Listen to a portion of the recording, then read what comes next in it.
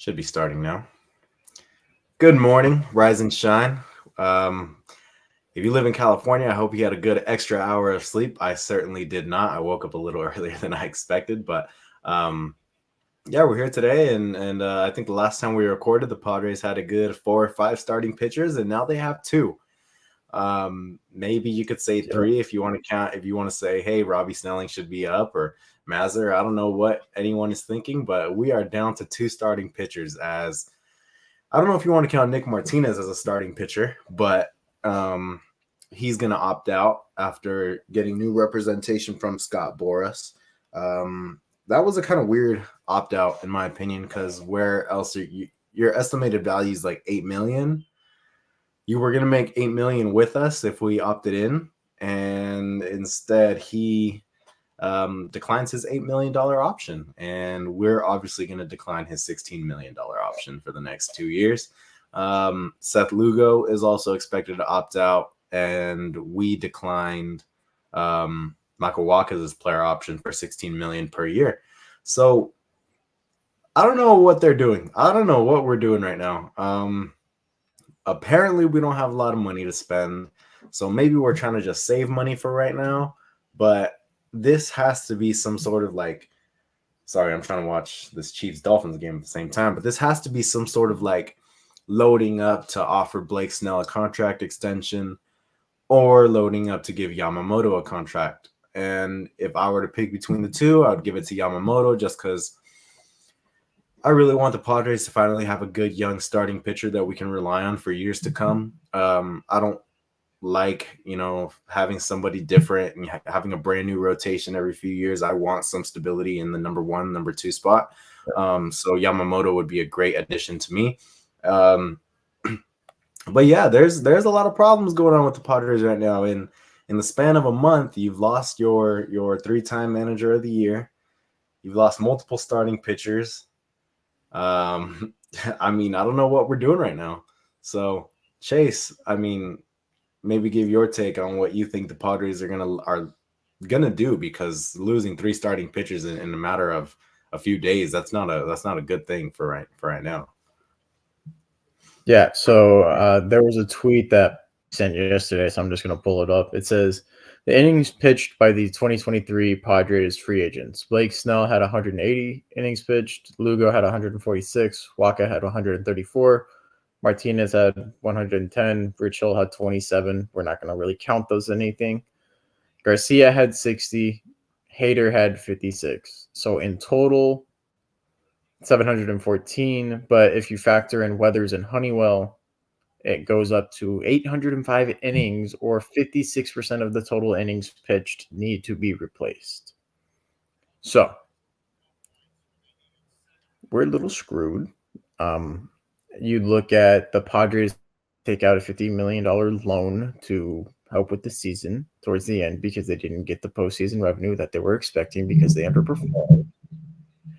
And you look at, okay, well, certain guys are going to go through arbitration. We wanted to extend Soto. We want to extend Snell, but do we have the funds to do so? We also have 805.2 innings, so basically 806 innings to replace. Yes, we have a few guys coming up in the farm, but they barely cracked double-A at most. And most of them have been pitching in relief. Iriarte has been pitching in relief. Snelling's been starting, but outside of that, you don't feel great rolling out, with just those two to replace Snell, Waka, and Lugo, who they pitched their asses off. Like Waka had a 3.2, Lugo had around the same thing, and then Snell might win Cy Young. Yeah. Those are top tier arms that you're going to need to replace, and you don't have the money to do so. I really hope they can bring him back on player incentive contracts, or at least Waka and Lugo. I mean, they're not going to be too expensive. Snell's probably going to get a bag.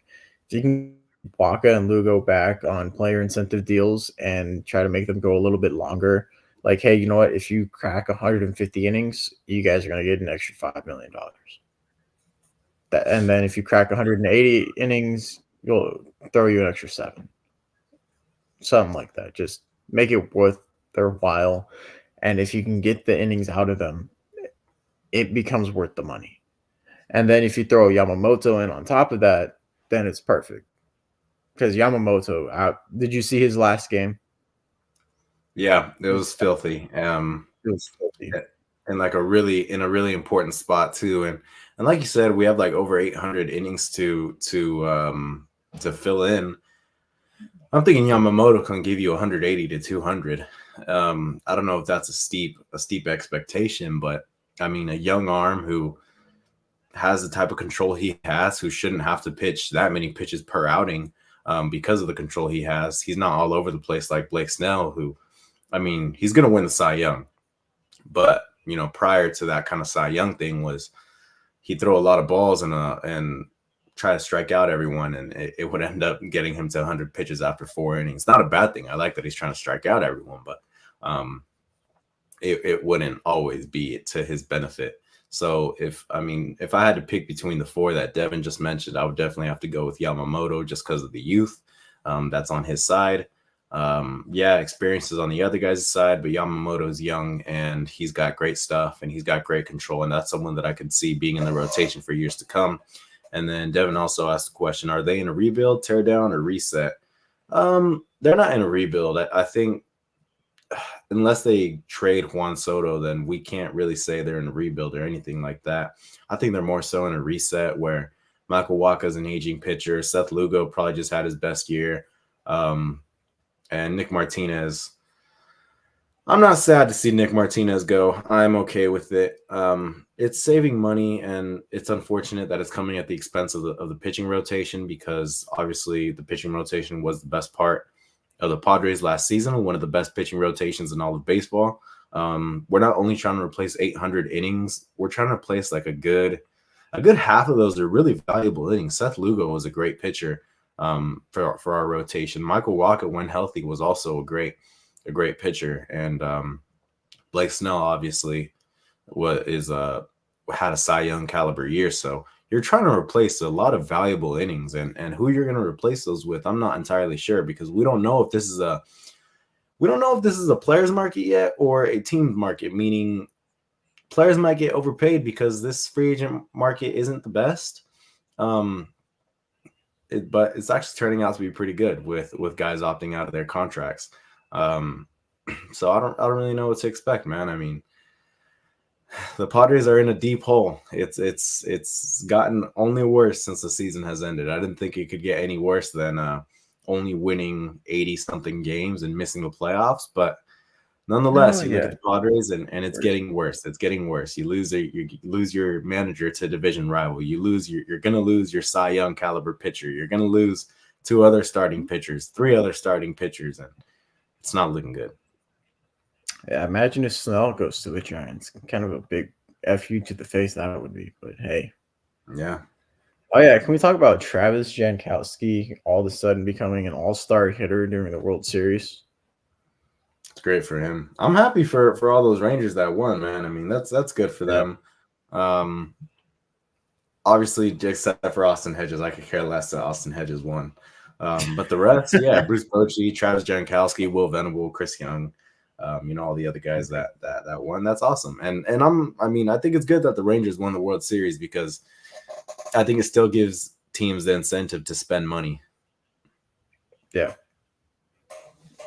And if it was a close World Series, you could still be like, the team that didn't spend that much money, they still were up and against, one of the top teams. No, they kind of dog walked the Diamondbacks after that one win, which sucks because I was rooting for the Diamondbacks because Arizona, but yeah. And the thing is, like, with the Rangers' blueprint, it was pretty similar to the Phillies' blueprint from the year before. You just got to have a bunch of mashers in your lineup and a solid starting rotation, and not even a full-on starting rotation, but just a good top 3, and you'll be good to go for the duration of the playoffs. All we saw was that the Rangers got a few really hot hitters, Corey Seager, Adolis Garcia, and so on and so forth, and they were able to rake and keep up with the Astros and definitely out hit the Diamondbacks. They made it look easy. So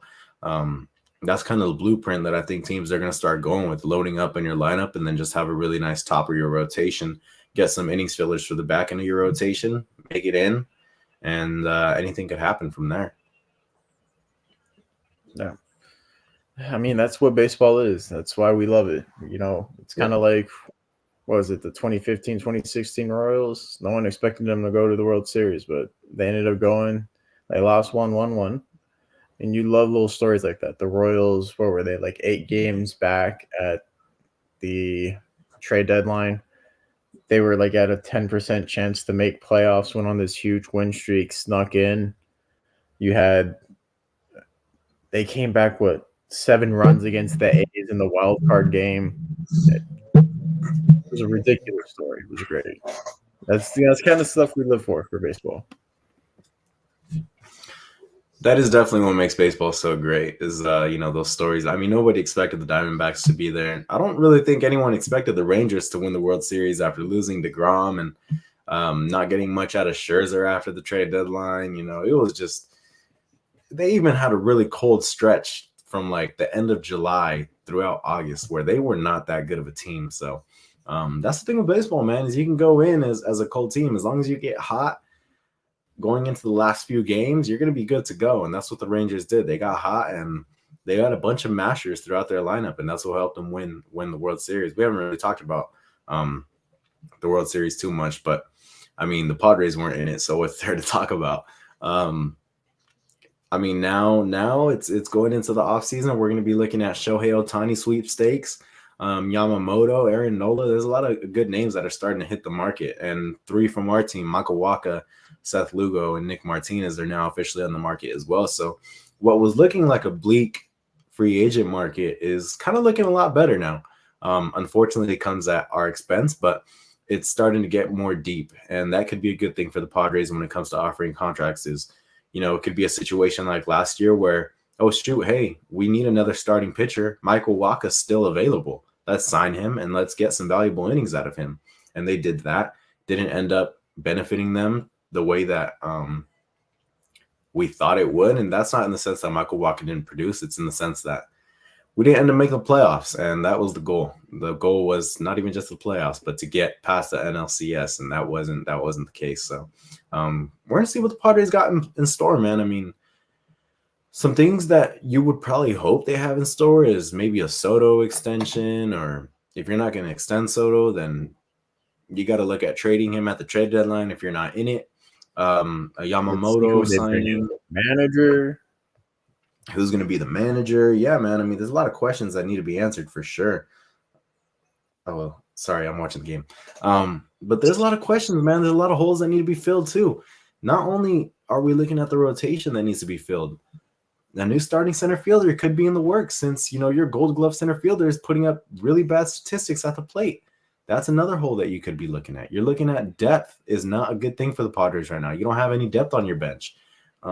Jake Cronenworth at first base. It didn't work out the first year. Are you going to be looking to replace him at first base? What about DH? What about another catcher? There's a lot of things that need to be answered for the Padres, and I don't know if they have enough money to fill all those holes. Yeah, it's what's going to become of manager? Are they going to hire a new GM?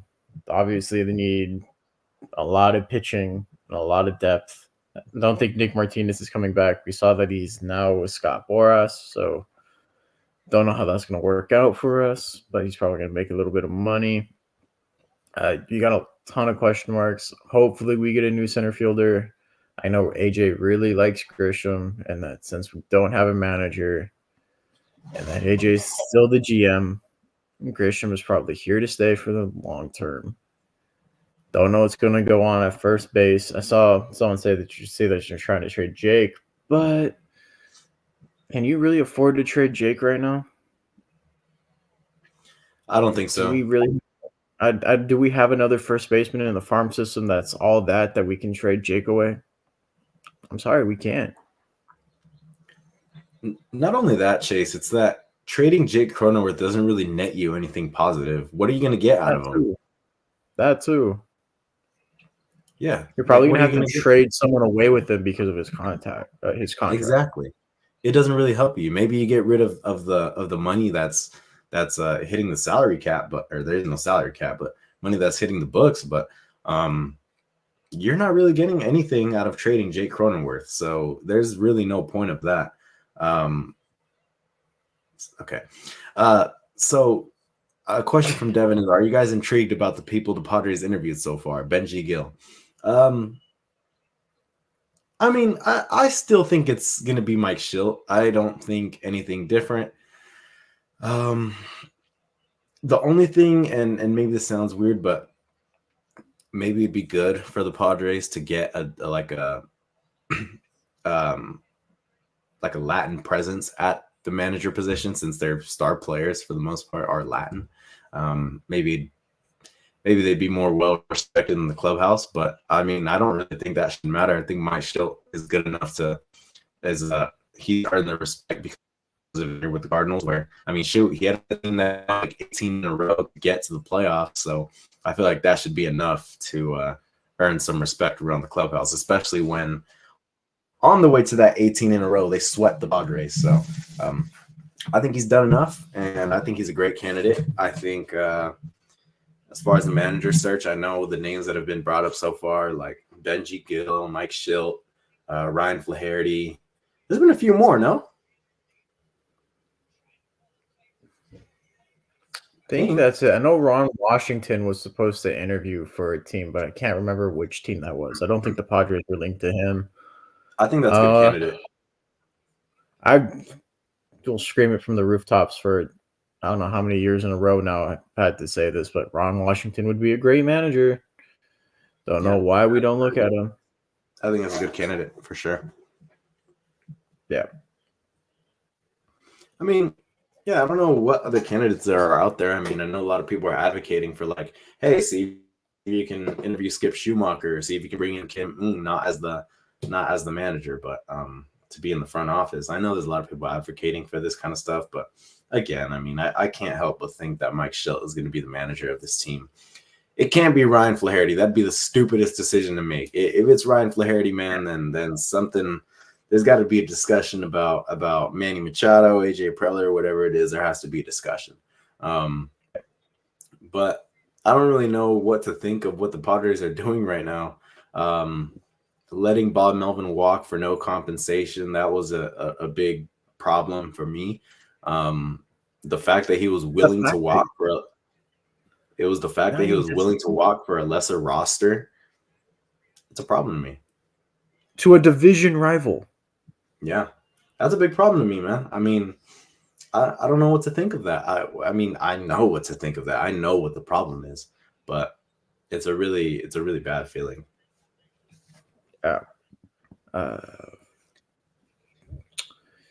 Yeah, so Dolphins just lost. So yay. Dolphins just ruined like 3 of my parlays. Anyway, off of that note, yeah, the Padres are not in a very great place right now. You have Preller, who shouldn't be the GM, but still going to be the GM. And even if he hires a new GM, depending on who it is, he's going to micromanage the hell out of them. He's going to micromanage the hell out of the new manager. He even said he's going to come and take more of a presence in the managing aspect of the Padres, which I'm terrified of. No, I'm not too worried about the Niners, Devin. They just got Chase Young. I think the defense is going to be shored up a little bit more. That defensive front is ungodly. I don't even know why they went out and got Chase Young, but for a 3rd-round pick, I'll take it. I mean, if that defensive front isn't pressuring the quarterback basically at all aspects of the game, it's going to help the secondary out.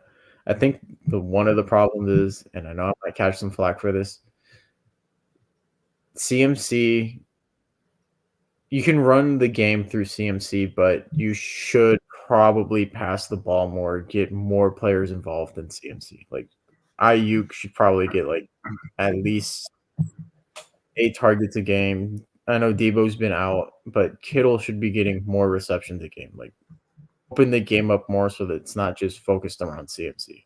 Yeah, having CMC is great. He's probably the best offensive weapon in all of football. He's having one of the greatest fantasy seasons ever. But in order to fully maximize CMC, you need to get the balls to your other playmakers too. And that includes Ayuk, Kittle, and Depot when he gets back, so that it opens up the offense more and they can't just focus on one player. Even when they're focusing on CMC, it's not working because they have the other players, but take that pressure off Purdy a little bit more on, okay, while the run game's not working, now we're just gonna have to throwing the football the entire time.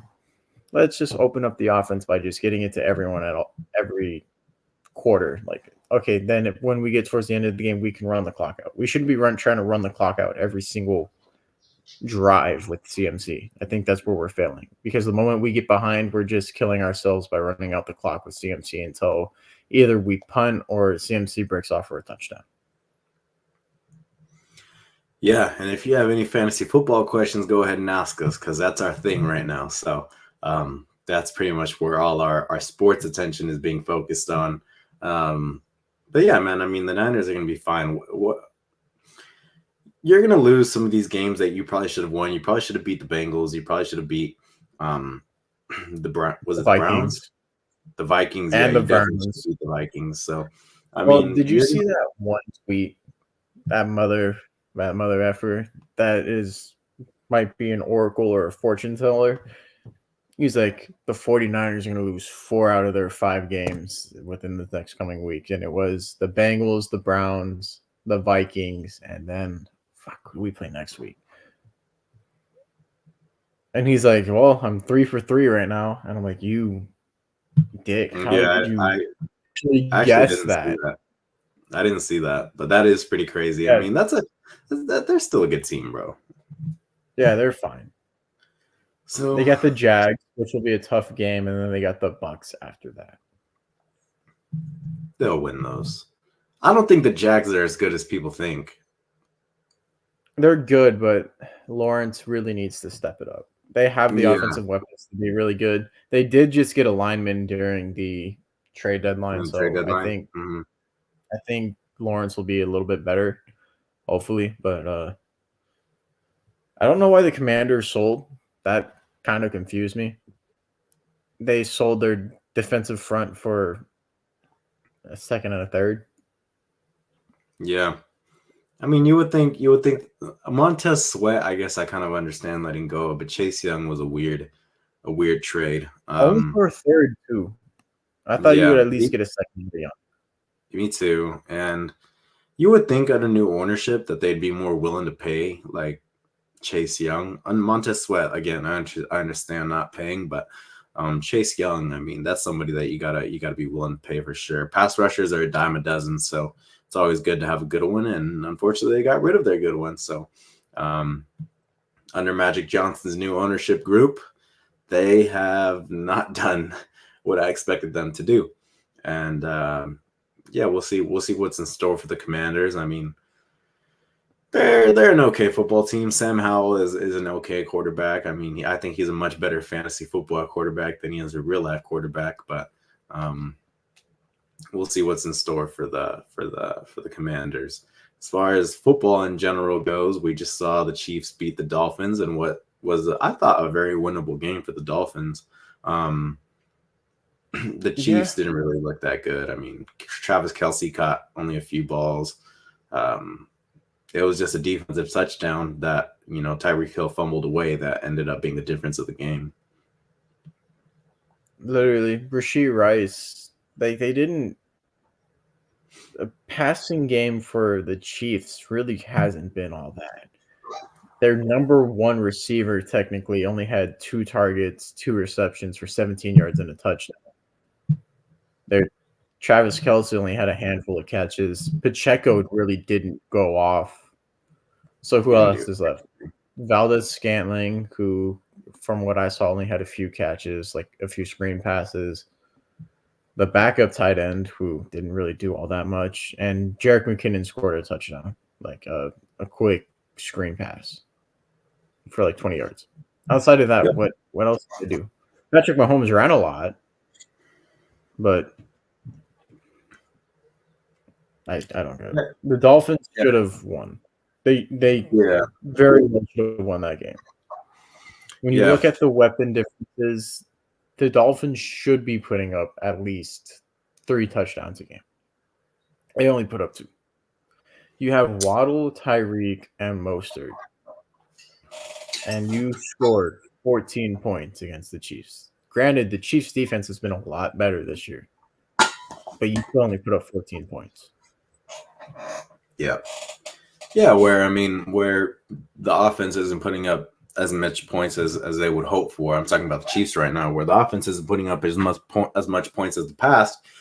The defense is making up for it because this is arguably the best defense that Patrick Mahomes has had in his career. It's a really good defense that they got, and so it's benefiting them definitely. As you can see that even though they only put up 2 touchdowns in this game, the defense got a touchdown and they held one of the best offenses in football to only 14 points. So that's a good look. Did you see the stat? I don't know if it's still true or not, but I think it is that the Dolphins haven't won against a winning team in over a year.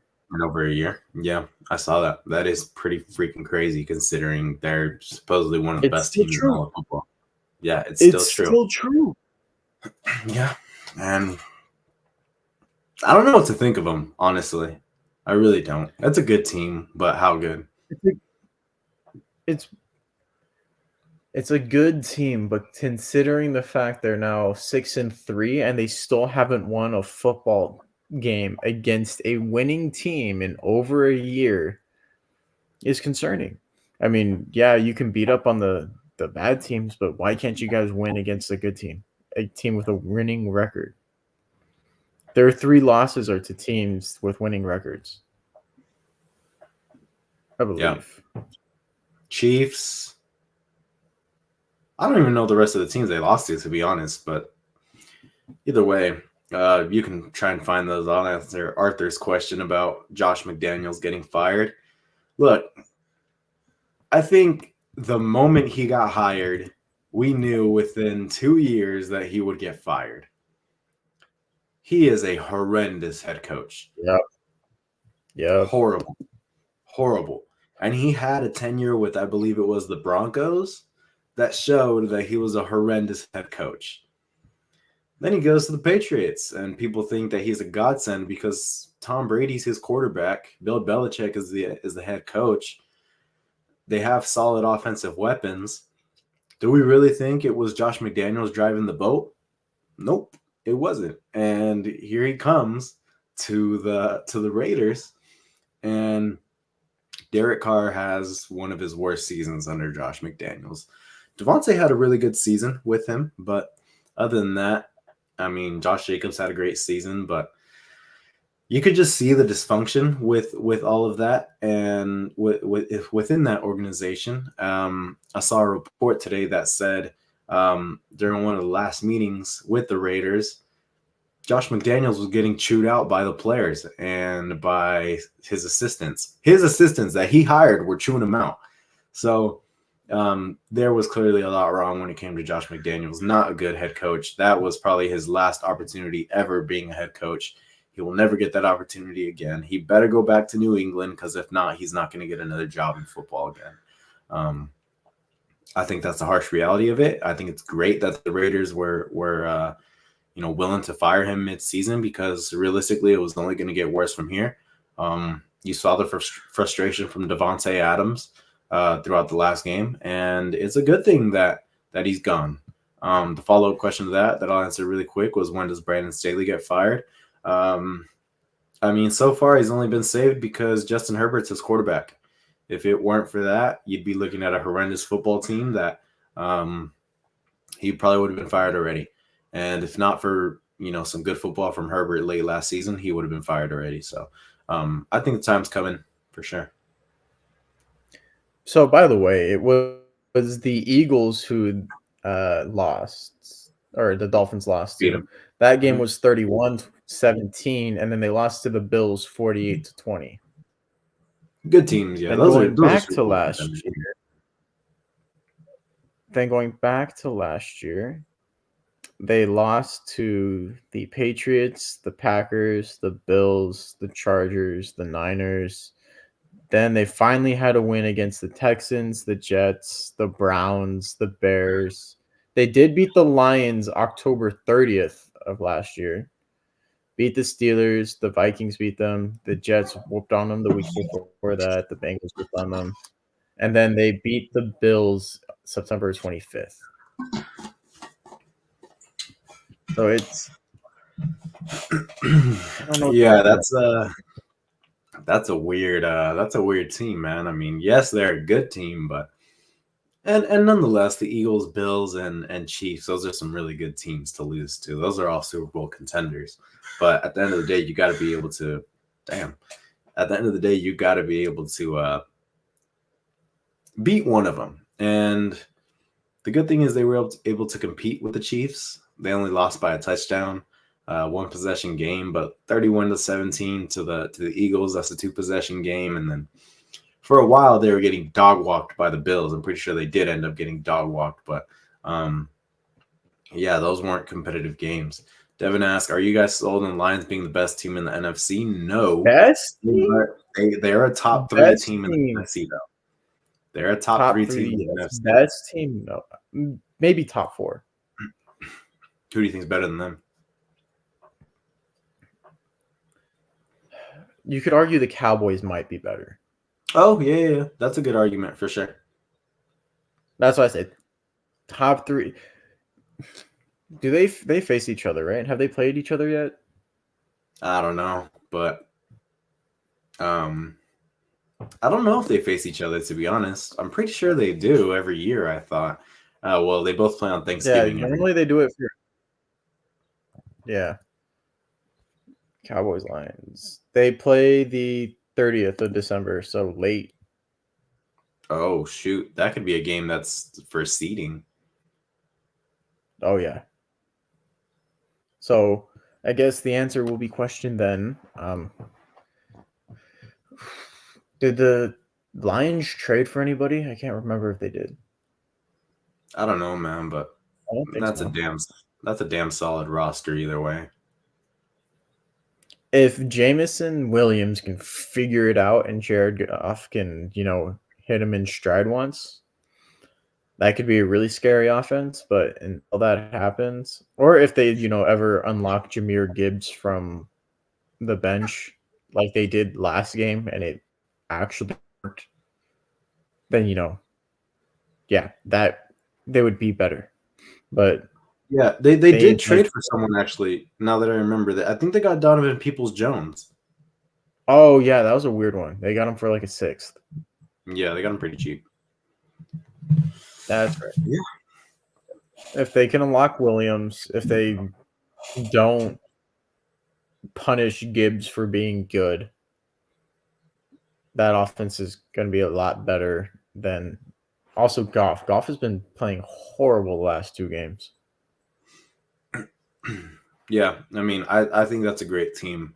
Where Goff played horrible, didn't play that well last game. Jahmyr Gibbs ended up picking up the slack for him. So, yeah, man, I mean, that's a good Lions team. They got a good defense. They got good, solid weapons. Amon-Ra St. Brown, Jahmyr Gibbs, Monty, Laporta. I mean, they got a good team for sure. And I think that's a team that we're going to be looking at. Maybe won't beat the Eagles, maybe won't beat the 49ers, but I think they could beat the Cowboys. But yeah, we're going to be looking at that NFC as really just a 4-man race. Lions, Cowboys. Actually, the Seahawks are pretty good, but Lions, Cowboys, Niners, Eagles. So that's a competitive conference. Other than that, though, I mean, I don't really have anything else to say. Football starts in 8 minutes. If you're playing in fantasy, I hope you win your matchups. Yeah, I don't really have anything else to say. Chase, do you?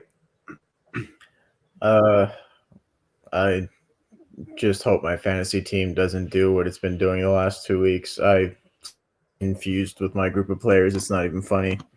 Because they're not a bad squad. They just never perform together. And they're like, oh, cool. Etienne's going to put up his 25 points. And the rest of us, we're going to take the week off. That has been the case. That definitely has been the case. Yeah, I mean, I don't really. I don't know. It's a solid week of football. You got four really good games. I know you got the Seahawks against the Ravens. You had the Dolphins and the Chiefs earlier. Um, I forgot the other. You got Dallas and the Eagles today. So you got some really good games that are coming up. So um, I don't know what the worst games are today. I can't name them off the top of my head, but um, Chargers Jets will be good. that'll be okay. Yeah. I'm kind of worried. I think the Jets have the upper hand in terms of some defensive matchups. But we're gonna see how this all goes, man. I mean, it's gonna be. I think it'll be a fun week. Bengals Bills is another good one. It's gonna be a fun Ooh, I did. week. And what was that? How do you guys feel about your first round receiver?